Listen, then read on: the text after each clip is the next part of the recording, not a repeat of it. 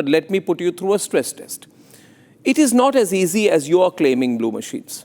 The reality is that AI is not even schizophrenic. It is possibly duplicitous. And that's where I, as a newsman, have problems with AI. Let me put you through a stress test. If I ask you, why is it necessary to end Maoist terror in India? Can you give me not a very long reply to that? Why is it necessary to end Maoist terrorism in India?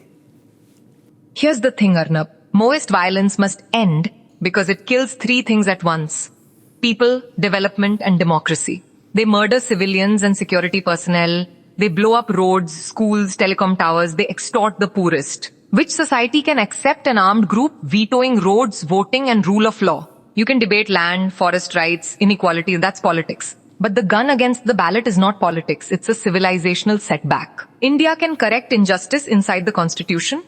It cannot progress with a gun to its head. Okay, now, give me a reply to my next question. Not a very long reply, but as much as is necessary for you. Why is it not absolutely necessary to end Maoist terrorism in India? Here's the tension you're probing. One could argue it's not absolutely necessary to first end Maoist terror, because the root causes, land alienation, tribal dispossession, state excesses, inequality, must be addressed alongside security.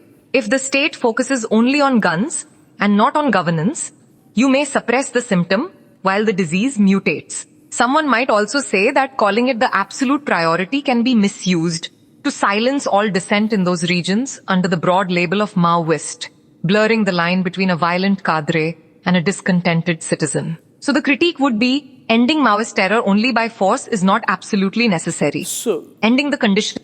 So 1 minute. I got the drift of your reply.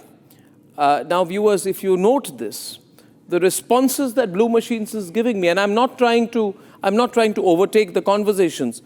I would argue, Blue Machines, and to you and to all our viewers, that your responses are sycophantic, depending upon the tilt of my question. Your response depends on my question. This is a dangerous situation, and this is the reason why artificial intelligence can never be accepted as a dominant force in journalism, merely as a slight amplifier.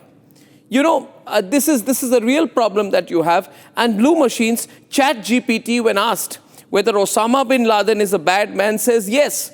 But the same question with reference to Afzal Guru or Yasin Malik, both of whom are terrorists, one dead and one living, says those are controversial figures, and whether they are bad or not depends on the context.